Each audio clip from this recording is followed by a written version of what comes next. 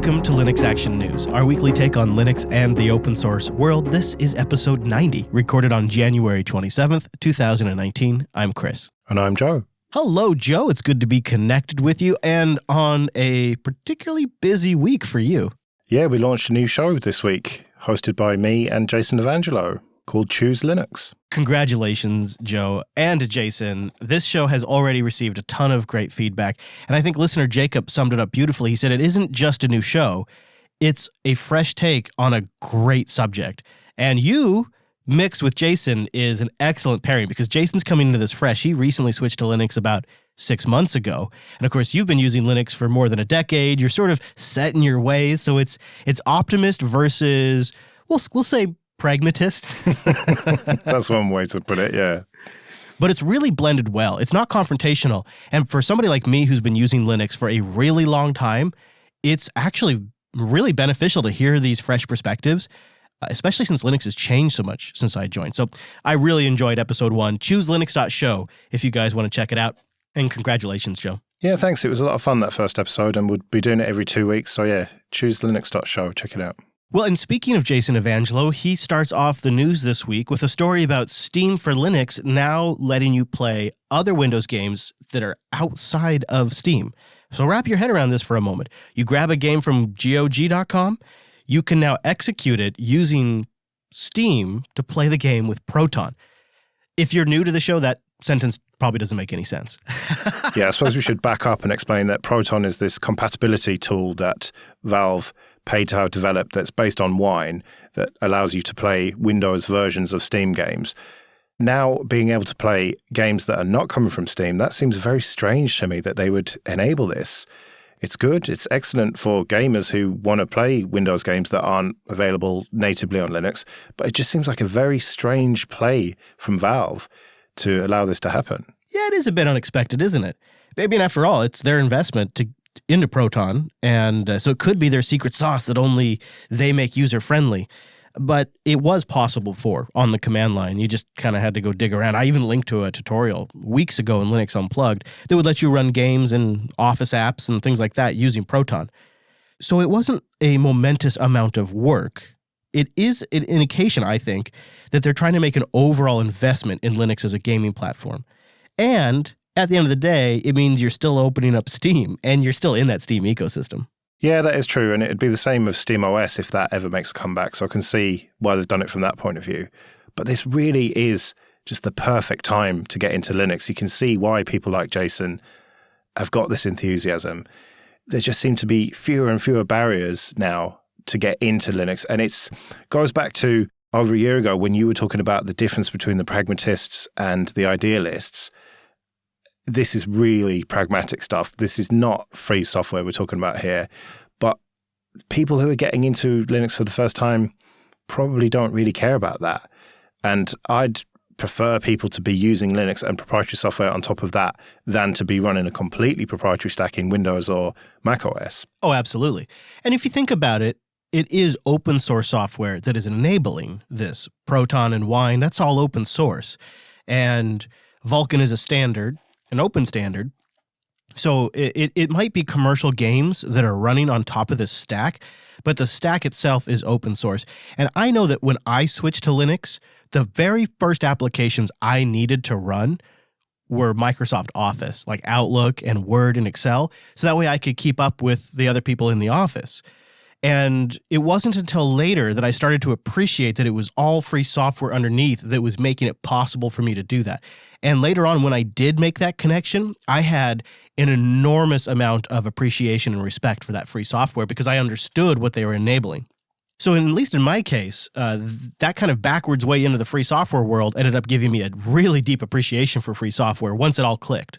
Yeah, hopefully that'll be the case for people like Jason. And with the new Wine 4.0 release, it's going to be even easier to run Windows applications. Wine is really moving now. 4.0, it's been about a year of development, 6,000 individual changes, including Vulkan support, Direct3D 12 support, official full-fledged game controller support, and for Android users that are attempting to use Wine, there's now high DPI support. And that's just really skimming the surface. We have the full release notes linked in the show notes.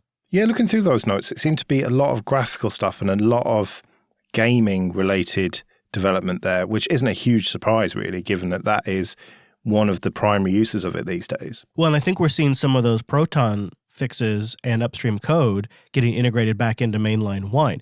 Like this Vulkan support, I'm sure, is in part at least due to the work on Proton. And that's, again, just the beauty of free software. Well, speaking of Windows and Microsoft, there was a story that came out of a fairly unlikely source this week that surprised a lot of us. If this story pans out, this could be one of the biggest stories in Microsoft's history, and it's linked because someone inside the company wanted to update their social profile on LinkedIn. It's just, I love 2019 already. And the profile in question was a security program manager that was tasked with, quote, the security of Windows Core OS from malicious actors and code. All right, so stop right there. We haven't seen any official announcements of any capacity, unofficial or official, or teases from Microsoft that use the word and branding Windows Core OS. The core branding has been what Microsoft has used as they've moved their projects to open source, .NET Core, PowerShell Core. So we have seen that branding used before, but we've never seen Windows Core. Now, moving on from that, that same security program manager then said in his profile update to, quote, improve the security posture of Windows open source components through initiatives that investigate vulnerabilities found and establish a process for remediation. So if you connect the dots between the two, you start to have reason to suspect that Windows Core OS will rely on some open source components, which brings us to this rumor that there could be some kind of open source Windows Core. Now, maybe that would be a new project in the case of the other core projects, or maybe it would be a bundling of existing components. That much isn't clear, but it does seem like maybe something is in the works here, and it lines up with rumors that have been circulating for about 2 years or so. Well, I know it's a bit late in the year to be doing predictions, but I can almost guarantee that it's not going to be called Windows Core OS, because Red Hat would have some serious words with them if they used the Core OS branding. So I think just Windows Core probably. Yeah, maybe. Yeah. That's I hadn't thought of that. That is a good point. And what would this be? Would this be the basis of a future version of Windows? Would this be the basis of Windows Server and Windows Desktop for the next release? Like, there's a lot of questions you have with that. And what license would they use? MIT, Apache, some weird Microsoft license? Definitely not GPL. No, I would say the chances of copyleft are very slim. I think almost certainly some sort of permissive license, because there's going to be huge chunks of proprietary code in there as well. Unless they do come out and completely surprise us and have a completely open source version of Windows and then just try and sell services on top of that. You never know. Right. And then there's the whole moral quandary. For people that use open source software and free software for the moral reasons, what happens when Windows starts to get based on an open core? Maybe it's just as open to say as a BSD. And what do you do in that scenario if you're using open source software for moral reasons? That's a question I posed our virtual lug in Linux Unplugged on episode 285. I asked them, I said, what would you do?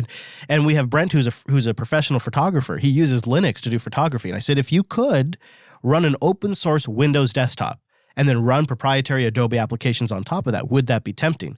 And I want to turn that around and ask that to you, Joe. Just theoretically, if you could just say this is 10 years down the road, you could install an open source Windows desktop where everything that's shipped off of the ISO image is open source, but then you could install commercial Adobe applications. Would that be a tempting desktop to you? Well, I'd have to try it out. And I don't think that it would be necessarily something that I wouldn't use just because it was Microsoft. If it was properly open source, then obviously people would be all over it looking for backdoors and problems with it, because it would just be a great scoop to find that stuff. So I would trust it if it was properly open source. And then I'd just assess it on its merits, compare it with Ubuntu and Arch and, the various other Linux distros. And if there was good software support for it, then I would consider switching to it, definitely. Yeah, I think I'm somewhere in between there. I think I am. I think I definitely have to give it a go and try it and see what they'd come up with. But they'd also have to have iterated the UI quite a bit for me to like it. I know it works great for some people, but for me personally, it reminds me of my days doing IT support. And I find it to be a little old school and cumbersome. And like a mix of different UI styles and resolutions, and I just don't like it. So it would also need some iteration there. You know what would be great is the Plasma desktop. And if I could have everything GPL'd, and maybe if I could have Bash for the terminal prompt, then I'm good to go. Well, it's all speculation, and I think the chances are that this is much more likely to be sort of IoT stuff, because there's too much legacy with the Windows desktop and the NT kernel. There's so much software. You can run versions of Photoshop or just all sorts of software from 10 plus years ago, and it works fine on Windows 10. Right. And to just throw all of that away seems very unlikely, unless they had some sort of wine-like compatibility layer, which is not beyond the realms of possibility, given that they're doing this Windows on ARM thing, which uses translation layers and stuff. So who knows? You know, you could also see this going the iOS route, where they sort of do a reset with Windows Core. And just like you said, it focuses on IoT and ARM-type devices at first. And then as the operating system becomes more feature-rich and ARM processors get faster, it could eventually become the desktop component as well. Like it just assumes more roles and responsibilities, and the core remains the same, and you build the user land on top of that. Sort of like it works in Linux, actually. And I could definitely see it going that direction if the industry overall starts switching to ARM processors for laptops and desktops. You could see them just taking this OS and growing it over time, and not necessarily a full reboot of the Windows code, but a pretty big reset, maybe a little bit of a house cleaning.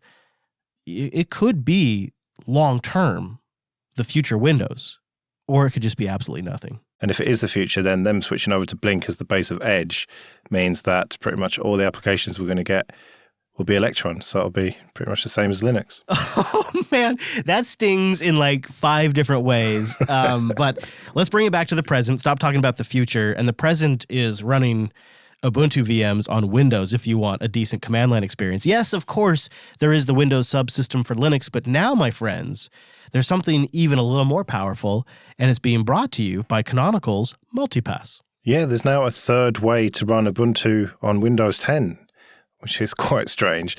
And Multipass is kind of somewhere in between the subsystem for Linux, which is not really Linux because there's no Linux kernel, but it's all command line, or Hyper-V, which is VMs with a GUI, whereas Multipass uses Hyper-V, but it's all command line based, so it's much easier to script, but it does have the full kernel, including snaps and things. Right, Multipass is using Hyper-V, so it's a whole proper VM, but it's designed around being managed from the command line, and you could script it with PowerShell even if you wanted to.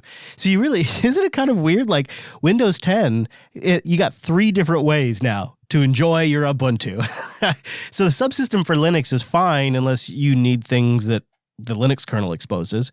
That's where virtualization comes in. And then it's like, well, what kind of virtualization do you need? Are you running GUI applications? Then you probably want to run this optimized version of Hyper-V that's in the store that Canonical worked with Microsoft to integrate and make the mouse work nice and all that kind of stuff. But if you want to emulate at the command line to do server-side development and things like that, well, that's where Multipass comes in. You're doing some cloud-based development with some CI and CD, that's where Multipass comes in. And it's just strange that there are 3 now different ways to use Ubuntu, not to mention you could install Ubuntu on the PC, so there's really 4. The actual tell here is that there must be a market for it, because it's not like Microsoft and Canonical are just going to jointly decide to waste time doing this. Like, they're not like, hey, Mark, how could we burn a few hours? Like, that's not what's going on here, right? They must be seeing customer demand and saying, okay, well, let's invest in this area, which means that not only is there a market for the subsystem on Windows, which we weren't even totally sure of at the time, but now looking at it seems obvious, but there's a market for multiple types of virtualization of Ubuntu on Windows. There obviously is. Don't forget, you can also have VMware or VirtualBox as well, so you've just got almost unlimited options now. Unless you're on Windows S, then you don't get any of this. You can go screw yourself. Yeah. You got to love how they differentiate the products with these fake registry entries and whatnot. Yeah, well, I've heard it's pretty easy to hack that if you know what you're doing. Of course, Multipass was available already on Linux and even macOS, so it's almost a bit late to the party with Windows, but there must have been the demand there. And it's just more pragmatism from Canonical. They just seem to be getting closer and closer to Microsoft and more ties there, and making my predictions come even closer to becoming true, I think. Of course, that's where you go. Of course. It is that pragmatism, though. This is the result of that refocusing, is work where you've got leverage. If you've got a large market doing development for cloud servers running Ubuntu on Windows, you go to where that market's at. The same thing is happening with Ubuntu Core, which has seen a pretty big update. Ubuntu Core 18 has been released, and like the name implies, it's based on Ubuntu 1804 LTS. But the interesting tell in this press release by Canonical is how much they've worked in hand with Dell to develop this. Yeah, this was actually kind of soft released back in December. It was released for testing as stable, but now they're making a big song and dance about it as being the proper release announcement, I suppose. Right, and it might be that Dell just got to certifying Ubuntu Core for all of their Edge gateway platforms, so now is the chance to announce it now that that milestone has been reached? Yeah, that seems pretty likely. But they've also said that it's going to be supported for 10 years, asterisk, if you're willing to pay. Right. So it's kind of in line with the standard 1804. This is another confirmation that we're going to see full 10-year support for 1804. Because if they're offering it here on the Ubuntu Core 18 release, which is based on 1804, well, the way they accomplish that is by maintaining 1804. So while we don't have specifics on how that program is going to work, and fair enough to Canonical, we've got a few years, so we don't need specifics yet. It looks like this is more confirmation. And the wording they use around it, I think, is choice. I want to read the quote from their press release. It says, Ubuntu Core 18 will receive 10 years low-cost security maintenance. Low cost, Joe. Yeah, low costs. I think it's a case of if you have to ask, then, you can't afford it. Yeah. And then there was a poll quote in here they have from Dell's vice president of global IoT and embedded sales. And it goes, we see enormous interest in customers wanting to take advantage of the built-in App Store infrastructure to securely maintain and deliver new functionality at the edge. So one of the things that really makes the Ubuntu Core product stand out is it's a very super minimal Ubuntu install. And then the application and server functionality is mostly provided via snaps. So if you're an IoT vendor, you bundle your applications that are your secret sauce or your special offering in a snap. You publish that, and then you update these devices via snap packages. So you get the containment, you get the publishing features of the Snap Store, but it does mean you're using Canonical Snap Store to manage your IoT device applications, as far as I know, because there is no open source self-hosted version of the Snap Store. So that's the kind of catch to this, I think. But if you're comfortable as a publisher publishing through Canonical's Snap Store, you're good to go. And I would think in most cases, commercial vendors are just fine doing that. They prefer having a commercial contract with a business in place, I would imagine. Well, yeah, that's the whole point of this. It's a completely managed solution for IoT and edge devices that you can just stick them out in the wild and they'll self-update with these snaps. And if anything goes wrong, they've got rollback functionality that automatically happens. And so it's just set it and forget it almost. Right. And what jumped out at me was that they're only using strictly confined snaps here. So it's not like the desktop where you've got classic confinement, which is just no confinement.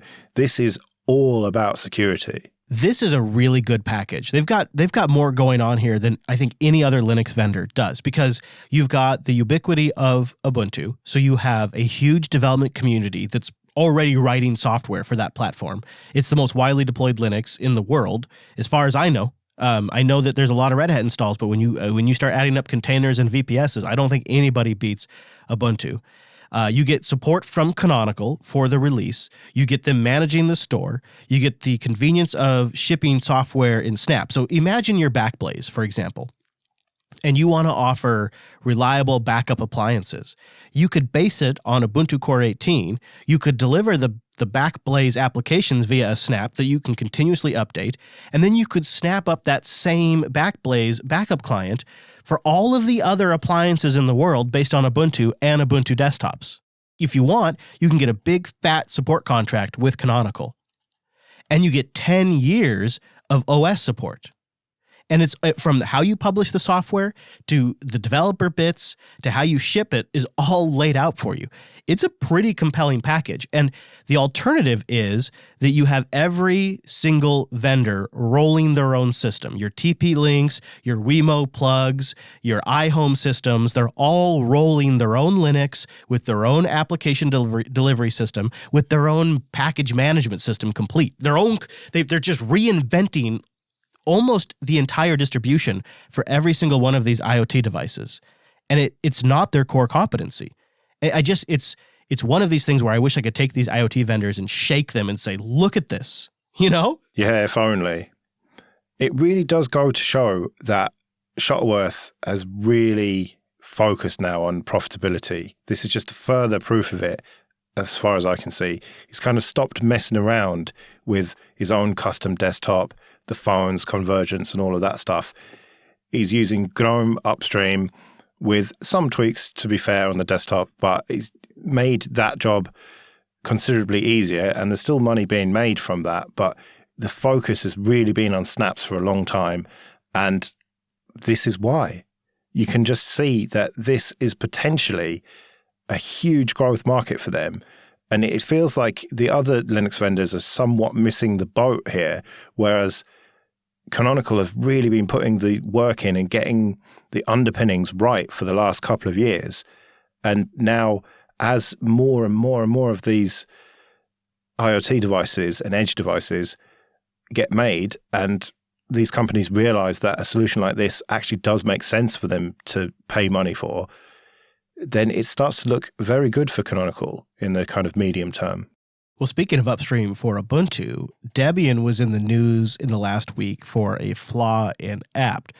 And as quickly as the flaw got attention, a fix has been released. Yeah, I thought this was worth mentioning because Debian reacted very quickly here with the fix, but not only that, they also re-rolled the images, which is quite an unusual step for a security fix. It goes to show how important this was and how critical a security hole we were facing here.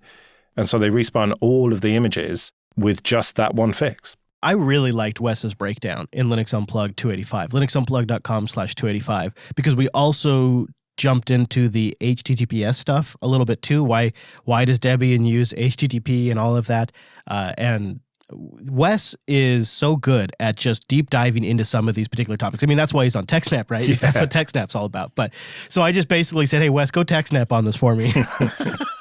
And it was good. So, I mean, now to see a fix out there, well, I have a lot of appreciation for Debian. And I do wonder if the HTTPS thing doesn't stick around, if that conversation doesn't continue now that this fix is out there. Yeah, I've been reading about this, and I do see why they have chosen to go the non-HTTPS route, but I think that ultimately they're going to have to do that. They do have other mechanisms in place with GPG signing and everything, but why take the risk? Why not go belt and braces with it and at least have it as default? Maybe have the option there to turn it off if it's going to cause problems, but I think that ultimately that's probably the way they're going to go with it. Well, Joe, speaking of knowing the way things were going to go ultimately, who didn't see this one coming? It appears that Google will be making adjustments to the Chromium project to make it harder to block ads. Yeah, there's been a big stink about this on the internet this week.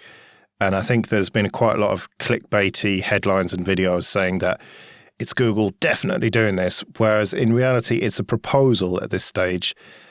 It seems fairly likely that it will happen, but it may not. So I don't think we should be jumping to too many conclusions. And the long and the short of it is that the way plugins are handled in Chromium and therefore Chrome is going to be tightened up. And that means that ad blockers, less so with AdBlock Plus, but much more so with uBlock Origin, they're just not going to work properly. And it's going to be very difficult for the devs of those projects to make those plugins actually block ads. And so obviously everyone's jumping to this conclusion of, well, Google's an ad company and therefore they don't want to block ads. They did add a bit of ad blocking to Chrome fairly recently, but that's very selective blocking. But I don't necessarily believe that that is the motivation here. Maybe I'm being naive, but I genuinely think it is about making the browser more secure. And I think that you potentially got just different departments and they're not even necessarily thinking about the advertising revenue and everything. I think it's maybe I'm being naive, but I think it is just them wanting to make the browser better.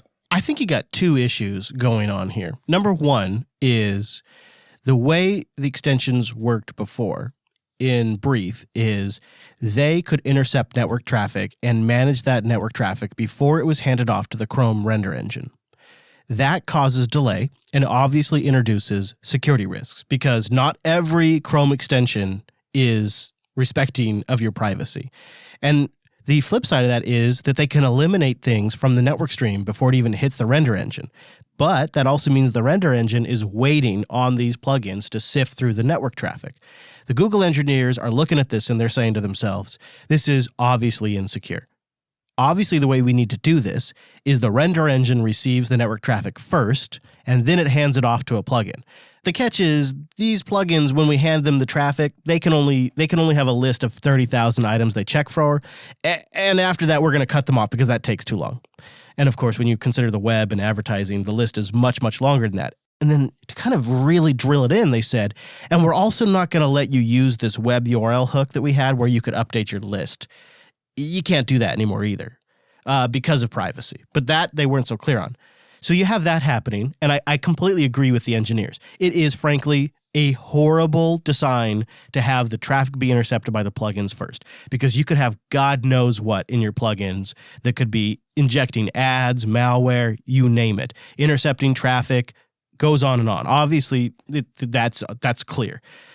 But that was a decision they made 7 years ago. And it's not like they accidentally designed the system that way. They didn't just, oops, this is how it turned out. It was a clear engineering decision.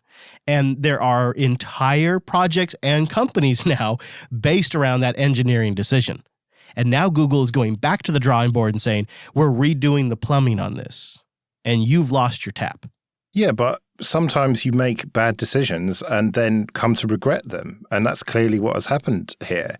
And is it not fair enough for them to decide, well, actually, maybe we shouldn't be doing it like this? Yeah, I think it actually is. It absolutely is. And it's probably a step that they should take for security reasons. I feel like, though, I got to tell you, Joe, I am still not super thrilled about it because we have entered now a realm where so many downstream projects are based on Blink. And if they make a massive change in Blink, it changes so many other projects. Opera, Vivaldi, Edge. I mean, it's like the ramifications now are at a whole other level. And it seems awful damn convenient that they decided to engineer this one way when they needed as much market share as possible. So yeah, your crazy ad blocking plugins that fundamentally undermine our revenue model, they're fine. Like, who didn't think this was going to change? Who didn't think one day if Google got enough market share, they were going to flip this lever the other direction and kick out the ad blockers? I've been expecting this for years, since they launched the browser. I expected this change. And I guess I'm a little disappointed and a little bummed out that it actually is coming to fruition. It's actually happening because it's just the beginning of Google applying the massive leverage they have now. Are you saying it's a bit like Amazon driving all of the bookstores out of business and then opening up their own? Yes, it's exactly like that. That's what's happening here. And all of us that downloaded and installed Chrome, I'm one of them. I think we all knew deep down what we were enabling. Yeah. Well, I'm still looking at Firefox. I've got Chrome installed for the odd thing that needs it, but yeah, I gotta say, you have one of the most level-headed takes on this story, and you are a committed Firefox user. Yeah, because I don't really care. It's the bottom line. Yeah, and as somebody who bounces between Firefox and Chrome on a daily basis, like I'm a dual browser. I'm actually a 3-browser guy. I always have a third browser on every platform. It's usually GNOME Web or Epiphany or something like that. That I or Opera or Vivaldi. Like, I've always got a third browser. So I'm kind of hedging my bets, but at the same time, I actually think Google should make this change. Not only do we need to lie in the bed that we've made for ourselves, that's just that's the situation we have now, but also this is a proper security change. The former TechSnap co-host in me can't help but notice that having plugins intercept web traffic is extremely bad. And we should change that. But as for having multiple browsers, you need to learn to use private windows, man. You can at least have 2 Google accounts logged in or whatever if you have a private window open. Mm-hmm.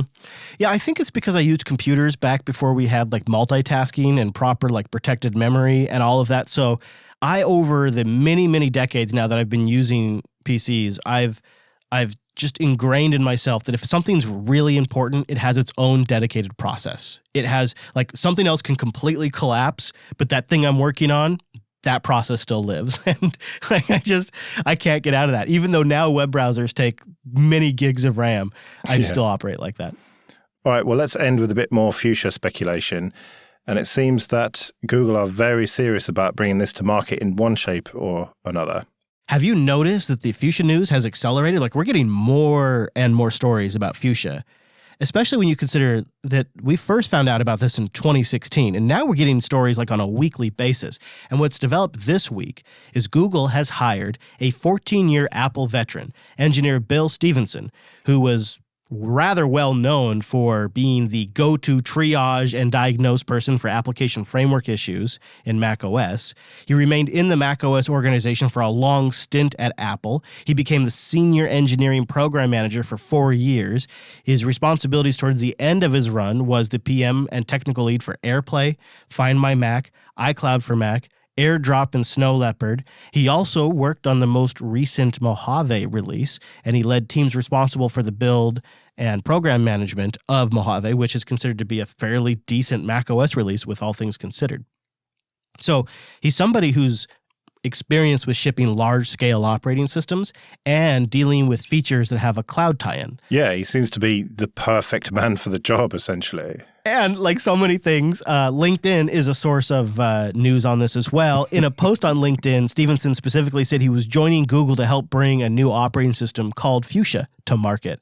So that's the phase they're in now. Yeah, it remains to be seen exactly what it's going to be. It seems much more likely to be like a smart speaker or screen or something than a phone, but you never know. Yeah, I guess you don't. And something tells me you're going to find out sooner than later. And we'll let you know. So check back right here. And if you're not subscribed yet, go to linuxactionnews.com/subscribe for all the ways to get new episodes. And you can go to linuxactionnews.com/contact for ways to get in touch with us. And don't forget to check out the new show. Go to chooselinux.show, and you can get episode 1 there, as well as subscribe to the feeds.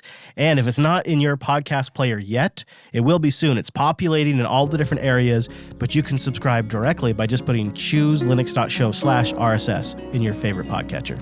We'll be back next Monday with our weekly take on the latest Linux and open source news. I am at Chris LAS. I'm at Joe Ressington. Thank you for joining us, and we will see you next week.